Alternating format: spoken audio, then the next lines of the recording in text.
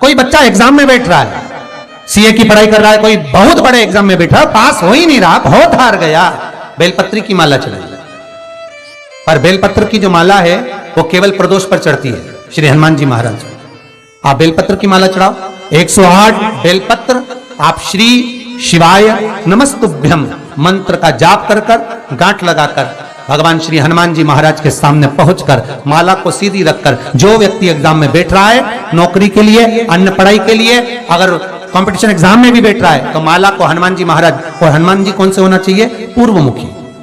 हनुमान दक्षिण मुखी नहीं चाहिए, पूर्व में जिन हनुमान जी का मुख हो वो माला ऐसी समर्पित कर कर हनुमान चालीसा का पाठ कर कर 3 बार स्मरण कर कर माला श्री हनुमान जी को पहना दीजिए। ऐसा कोई एग्जाम नहीं जिसमें से आप निकल ना पाए महाराज, पर करना आपको पड़ेगा। प्रदोष का दिन होना चाहिए, प्रदोष के भगवान, और प्रयास जहां तक हो सके प्रदोष काल में अगर चढ़ाएंगे तो ज्यादा फलदायी रहेगा, प्रदोष काल में। तीसरी है आंकड़े की माला महाराज। आंकड़े के पत्ते की जो माला होती है, ये माला कार्य की सिद्धि के लिए होती है।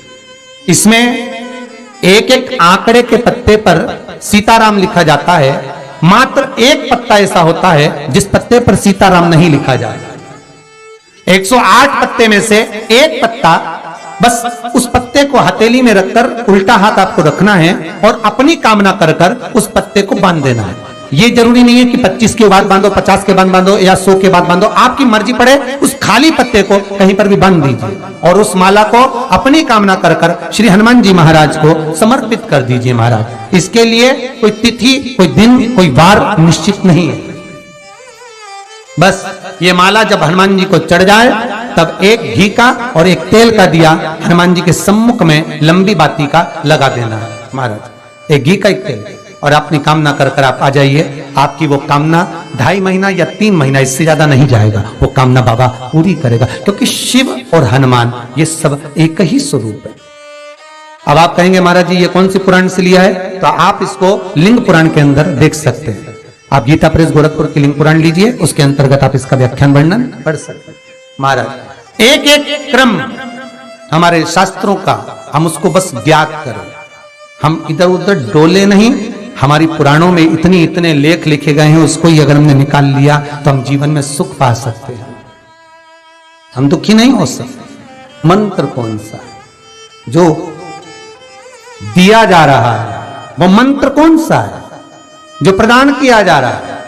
हनुमान जी महाराज ने वो मंत्र जो विभीषण को दिया, और एक विभीषण जिसको लात मार दी गई, एक विभीषण जिसको लात मार कर निकाल दिया गया, जिसके घर का भी ठिकाना नहीं था, वो विभीषण एक छोटे से मंदिर में जो रहता था, तुलसी का क्यारा जिसके दरवाजे पर था, और वो विभीषण जब सीत रावण को देता है तो वही विभीषण को जो लात मार कर निकाल दिया जाता है, तो वो मंत्र कौन सा था जिसको विभीषण ने जपा और विभीषण लंका का अधिपति बन गया, सत्ताधारी वैभवशाली।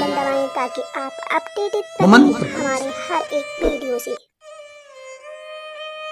केवल एक मंत्र जो श्री हनुमान जी महाराज ने विभीषण को दिया महाराज, वो मंत्र कोई दूसरा नहीं था, केवल भगवान का नाम विभीषण को प्रदान किया। क्यों? क्योंकि विभीषण के दरवाजे पर जब हनुमान जी महाराज पहुंचे थे, विभीषण के द्वार पर जब हनुमान जी महाराज पहुंचे तो विभीषण के दरवाजे पर जाकर क्या देखते हैं कि सब कुछ विभीषण के यहाँ पर है, और विभीषण लगा हुआ है, कभी यहाँ पर प्रणाम करता है, कभी वहां प्रणाम करता है, कभी विभीषण यहाँ जाता है, यहाँ नमन करता है, कभी विभीषण वहां नमन करता है, कभी विभीषण इस स्थान पर जाता है, विभीषण यहाँ वहां डोल रहा है, ये हनुमान जी देख रहे हैं हमारे हर एक वीडियो से। घर में दिखाया तो वास्तु दोष है, क्या करें? पाइप तोड़वा के इधर का इधर कर दो, सीढ़ी तोड़वा के इधर कर दो। राशि में दिखवाया तो ग्रह दोष है। सारे दोष मनुष्य को नजर आते हैं और सब कुछ कर लेता है वो, पितृ दोष के लिए भी, वास्तु दोष के लिए भी, ग्रह दोष के लिए भी, पर मनुष्य को सारे दोष नजर आते हैं। जब दुख आता है बस एक दोष नजर नहीं आता अपने कर्मों का कि पहले क्या कर कर आया, वो भी तो दिखवाओ किसी महाराज से। महाराज जी बोल देंगे पितृ दोष है, महाराज जी कह देंगे वास्तु दोष है, महाराज जी कह देंगे ग्रह दोष है, महाराज जी कह देंगे ये दोष है। पर महाराज से एक दोष अपने को अपना छांटना है कि मेरे कर्म का दोष कौन सा है। मैंने पत्रिका दिखवाई, महाराज जी ने कहा वो भी करा, मैंने ये उन्होंने बताया वो भी करा, मैंने ये व्रत करा, मैंने वो उपास करा, पर अपने कर्म का दोष भी तो देखो कि दोष कौन सा है। दरवाजे भी बदल दिए, सीढ़ियां भी बदल दी, वास्तु शास्त्र वाले को बुलाकर घर भी बदल दिया, 50 बार मकान भी बदल दिया, सारे दोष हमने देखे, पर भीतर का दोष नहीं देख पाए कि हमारे कर्म का दोष क्या है। जो पूर्व में कर आए हो वो कर्म का भोग मनुष्य के शरीर में भोगना पड़ेगा, और मनुष्य के शरीर मिलता ही काय के लिए है। एक भगवान का भजन करो और दूसरा कर्म का भोग भोगो, इसके सिवाय है ही क्या। का शरीर केवल दो कारणों से मिला है, एक कर्म का भोग भोगने के लिए और एक भगवान का भजन करने के लिए। तो कर्म का भोग भी भोगना और भगवान का भजन भी करना है। तो क्यों करना है? तो शिव महापुराण की कथा कहती है कि जितना तुम भजन करते रहोगे तो ये दुख जो आता है ये धीरे धीरे कटता रहेगा। बस भजन से दूर मत होना। श्री शिवाय नमस्तुभ्यं, श्री शिवाय नमस्तुभ्यं, श्री शिवाय नमस्तुभ्यं।